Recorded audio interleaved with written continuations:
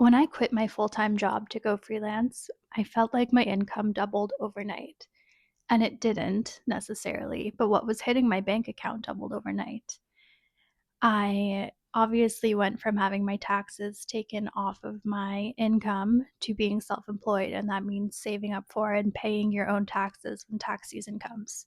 So that was my first mistake. About a decade ago, maybe a little bit longer at this point, I stopped working a full-time editorial job to become a full-time self-employed travel writer. That means that I was freelance, and so my income was kind of up to me. And unfortunately, at the time, I was really into the manifestation girly kind of content, that era. So in my mind, I was like, well, it's up to me to make my own income. And if I want to be a millionaire from freelance writing, which does not happen, I'd have to spend like a millionaire.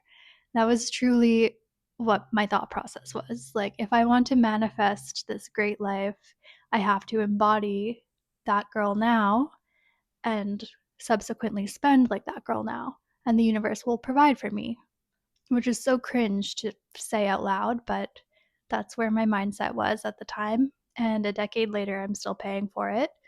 So, for a bit of background, I'm a travel writer. And back then, I was traveling a lot. I hadn't really built up a niche yet. I was just going on like as many trips as I possibly could for research. And when you're working with a destination or a hotel, often the accommodations are very nice. They're also paid for you. So I got used to staying in luxury hotels, um, free flights, like having a business travel card where I always had lounge access. Like I was around rich people all the time. And I thought it was great for manifestation, like being around these people, seeing how they live. Like I had the same experiences that they were paying for, I was getting to do for free and then write about them. So to me, it was like a dream life. But then I found that I quickly started basically catfishing as a rich person. The lifestyle creep just hit so hard. And the worst part is that it wasn't even really lifestyle creep. It was just having to manage more money and not managing it well. It started with little things like using my air miles to upgrade to business class flights. And then when I didn't have enough air miles, well, I would just pay to upgrade myself because in my head it was a business expense. And I was one of those manifestation girlies. So obviously, if I was staying in business class, the universe would know to give me all of these thousands of dollars of deals for writing.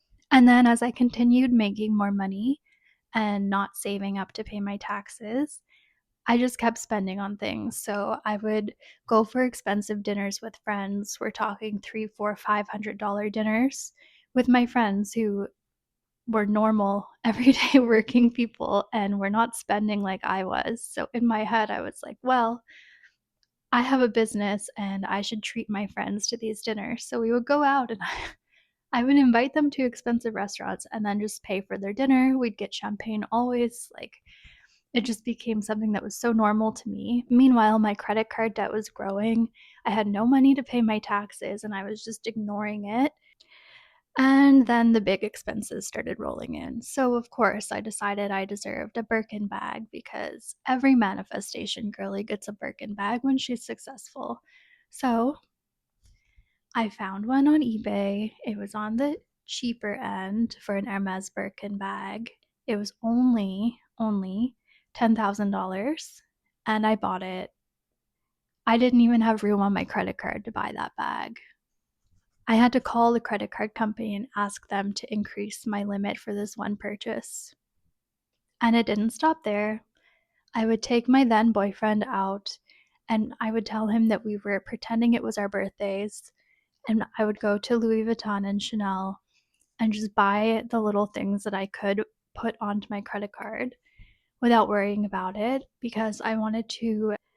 I don't even know why. I would buy things like Louis Vuitton sneakers or like a Chanel brooch just because I wanted the sales associates to know me and become a regular in these stores. Like I don't even know why I was doing this. It looking back now, it just like it's so embarrassing to admit. And like everything that I bought from those stores I've sold to pay off my debt, which obviously like I sold at a loss.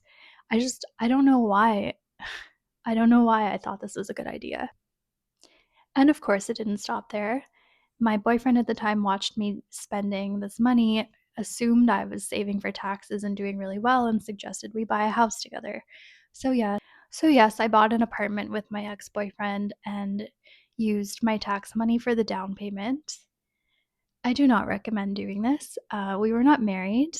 My name was not on the mortgage, and when we broke up, I no longer had an apartment that I owned, but I still had the tax debt.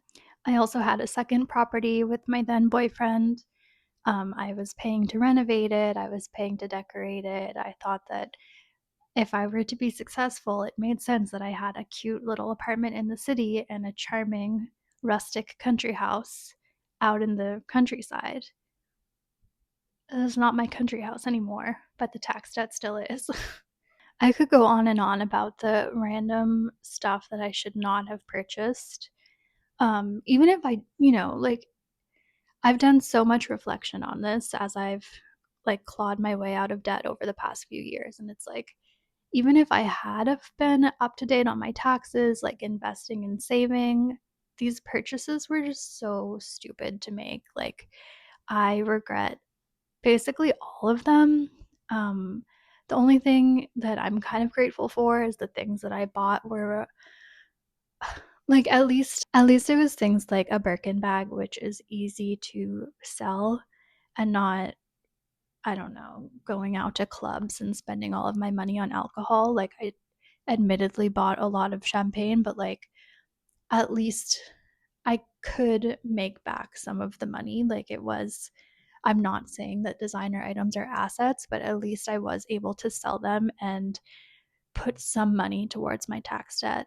Anyway, when I started this video, my intention was kind of just to highlight all of the stupid things that I've spent money on that I shouldn't have. And now it kind of just feels like a confessional. Yeah, I don't do this anymore, and I highly recommend that other people don't do it either. I'm even hesitant now to buy things to celebrate my successes at all. Like, I know it's like completely normal to buy a bottle of champagne or something when you have like a big life event. But I stop and think about things like that. Uh, it's just like, I just feel like having less and being responsible feels so much better than literally anything at all that you can buy in the store. And I still do like nice things, don't get me wrong. I kept like one or two of my favorite handbags, the ones that meant something to me that I didn't just like buy because I wanted to show off or seem like somebody I wasn't, if that makes sense. Yeah, I still have like some vintage things that I really love. Um, but for the most part, I do not have the things that I used to have when I was basically catfishing as a rich person. And life is just so much better, I will tell you that. Like, once you're no longer trying to keep up with the Joneses and you get off of the hedonic treadmill, you like look at your lifestyle creep dead in the eyes and realize what you're doing. It's like knowing that you're being responsible and living within your means, living minimally. It's just like, it is the best feeling in the world. And this is what the manifestation girlies are not telling you, basically. See you in the next one.